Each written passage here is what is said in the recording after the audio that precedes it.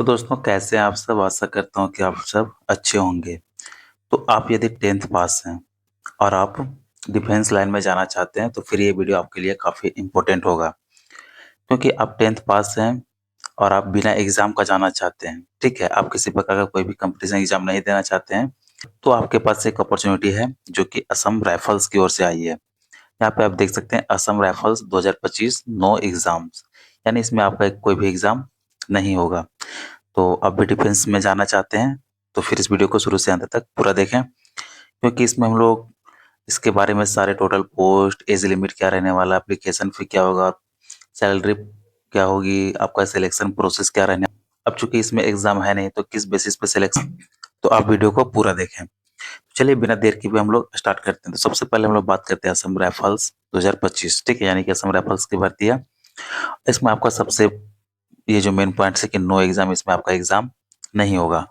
तो सबसे पहले हम लोग देखते हैं टोटल पोस्ट के बारे में कि टोटल पोस्ट कितना है। तो ये टोटल पोस्ट 69 यानी कि 69 है।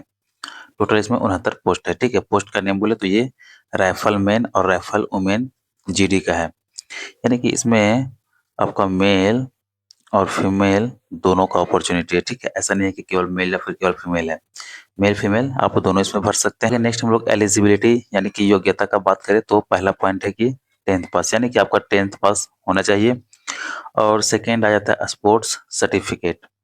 अब स्पोर्ट्स सर्टिफिकेट में क्या होना चाहिए, यानी कि कौन से लेवल का स्पोर्ट्स सर्टिफिकेट आपके पास होना चाहिए। तो ऑप्शन बहुत सारा है। तो चलिए अब हम लोग देखते हैं कि स्पोर्ट्स सर्टिफिकेट में तो जो भी कैंडिडेट होंगे उनको निम्नलिखित में से मतलब कोई भी प्रतियोगिता में भाग लेना हो यानी लिया हुआ होना चाहिए, ठीक है? सबसे पहला आता है आपका इंटरनेशनल कॉम्पिटिशन्स, फिर है नेशनल कॉम्पिटिशन्स, फिर inter university tournaments, national sports games for schools, Khelo India university games, Khelo India youth games, Khelo India winter games, ठीक है?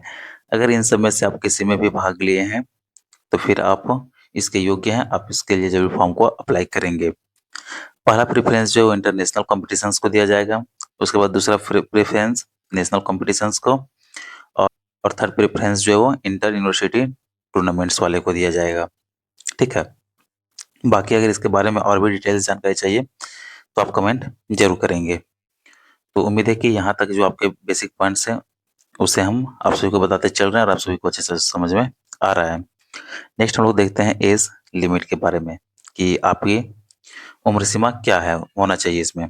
तो इसमें उम्र सीमा जो है जनरल और ओबीसी से है, तो फिर आपके पास 18 से 28 साल, यानी कि 18 साल से 28 साल वाले भर सकते हैं। और एस सी एस टी के लिए 18 से 33 साल है, ठीक है? इसमें जनरल ओबीसी का मेल फीमेल दोनों और एस सी एस टी का मेल फीमेल दोनों हो जाएगा। तो फिर से आप सबको बता दे रहा हूँ कि इसमें मेल और फीमेल दोनों का अवसर है, ठीक है? दोनों के लिए तो फॉर्म को जरूर भरेंगे। इसके बाद अप्लाई डेट का देखें तो अप्लाई डेट इसका जो है 16 अगस्त से 15 सितंबर 2025 तक चलेगा। तो आप इस बीच को फॉर्म को जरूर भरेंगे, जरूर भरेंगे। नेक्स्ट मेन पॉइंट आ जाता है कि एप्लीकेशन फ़ी, आपका एप्लीकेशन फ़ी क्या लगेगा। तो आप यदि जनरल और ओबीसी से हैं तब तो आपको 100 रुपये देना पड़ेगा, लेकिन आप एससी एसटी और वुमेन वुमेन ये ऑल कैटेगरी की हो जाएगी, ठीक है? यानी कि एससी एसटी में मेल फीमेल तो दोनों है ही, लेकिन वुमेन ऑल कैटेगरी का कितना है, 0 रुपये, यानी कि आपको एक भी रुपये पेड नहीं करना है। आगे हम लोग देखें तो सिलेक्शन प्रोसेस के बारे में, ठीक है? कि इसमें सिलेक्शन कैसे होगा, चूंकि एग्जाम तो होगा नहीं, तो किस बेसिस पे आपका जो है सिलेक्शन होगा। तो इसमें पहला जो आपका आएगा वो आएगा डॉक्यूमेंटेशन एंड पीएसटी, ठीक है? यानी कि फिजिकल स्टैंडर्ड टेस्ट। तो पहले आपका जो डॉक्यूमेंटेशन इसमें हो जाएगा, डॉक्यूमेंट वेरिफिकेशन, और उसके बाद पीएसटी। नेक्स्ट पॉइंट आ जाएगा फील्ड ट्रायल एंड मैट, यानी कि मोटर एबिलिटी टेस्ट। तो फील्ड ट्रायल यानी कि आप जिस भी खेल से भाग लिए रहेंगे, ठीक है? चूंकि उसी के बेसिस पे हो रहा है तो आपका उसका जो है फील्ड ट्रायल लिया जाएगा। अब फील्ड ट्रायल में कौन कौन से आएगा, जैसे कि स्पोर्ट डिसिप्लिन में अगर हम लोग बात करें तो आपके पास आ जाता है boxing, football, shooting, taekwondo, karate, sepak टकराव, फेंसिंग, बैडमिंटन, पेचक सिलाट और एथलीट्स। तो आप यदि इन सब किसी भी स्पोर्ट्स डिसिप्लिन में भाग लिए हैं तो आप इसके लिए एलिजिबल हो जाएंगे। तो जो अभी आप सभी को स्पोर्ट्स डिसिप्लिन बताए, इसी का आपका जो है फील्ड ट्रायल होगा, ठीक है? इसके बाद नेक्स्ट आ जाएगा आपका मेडिकल एग्जामिनेशन, यानी कि आप डॉक्यूमेंट्स और पीएचडी क्वालिफाई कर जाएंगे, उसके बाद आपका फील्ड ट्रायल होगा। Field trial and motor ability test में भी क्वालिफाई हो जाएंगे तो लास्ट में आपका जो है मेडिकल टेस्ट होगा, ठीक है। मेडिकल टेस्ट होने के बाद आपका जो है फाइनल मेरिट बनेगा और यदि उसमें आपका नाम आता है तो आप इसमें सिलेक्शन हो आपका हो जाएगा। चूँकि देखिए दोस्तों, इसमें आपका एग्ज़ाम होना नहीं है, ठीक है?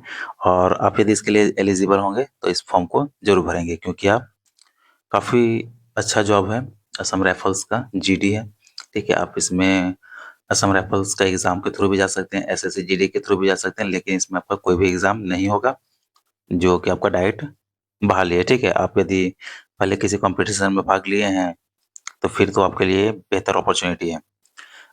अब चलिए आपका सिलेक्शन हो जाने के बाद इसमें आपकी सैलरी क्या बनेगी, ठीक है? सैलरी इसमें जो है बेसिक पे आपका 21,700 से 69,100 रहने वाला है। तो जीडी का भी जितना भी सैलरी रहता है, ठीक है? वो आपका चाहे बीएसएफ हो, असम राइफल्स हो, सारे का सैलरी सेम ही है, ठीक है? 21,700 से 69,100 ये बेसिक पे है। इसमें आपका टीए, डीए, एचआरए सारा कुछ जोड़ करके जो है लगभग 35-40 हज़ार के आस-पास आपका सैलरी बन जाएगा। अब चलिए इसके बाद सबसे मेन पॉइंट्स हम लोग देखते हैं कि इसकी इम्पोर्टेंट डेट्स क्या होगी। तो चलिए यहाँ पे सबसे पहले आप देखेंगे रैली, ठीक है? कि ये जो है आपके रैली के थ्रू इसकी बहाली होगी। रैली का जो टेंटेटिव डेट है वो है अक्टूबर से दिसंबर 2025 के बीच में, ठीक है? यानी कि आपकी रैली इसकी जो है वो अक्टूबर से दिसंबर के बीच में करवाई जाएगी। तो आप इसके लिए यदि एलिजिबल होंगे, आप 10th पास होंगे और आपके पास स्पोर्ट्स सर्टिफिकेट होगा तो आप इस फॉर्म को ज़रूर फिल करेंगे, क्योंकि ये आपके लिए बेहतर अपॉर्च्युनिटी साबित होगी। तो चलिए, उम्मीद है कि यहाँ तक असम राइफल्स जो कि इसमें आपका एग्ज़ाम नहीं होगा और आपकी डायरेक्ट भर्ती होगी, तो इससे रिलेटेड हम लोग सारी जानकारियों को देख लिया। इसके बाद भी आपके पास कोई डाउट रहती है तो आप कमेंट ज़रूर करेंगे, और वीडियो अच्छा लगा हो तो वीडियो को लाइक कर ऐसे ही इन्फॉर्मेशन के लिए हमारे चैनल को सब्सक्राइब कर हमसे जुड़ सकते हैं, ताकि इसी तरह के वीडियो का नोटिफिकेशन आप सब तक पहुँच सके। चलिए मिलते हैं फिर नेक्स्ट वीडियो में।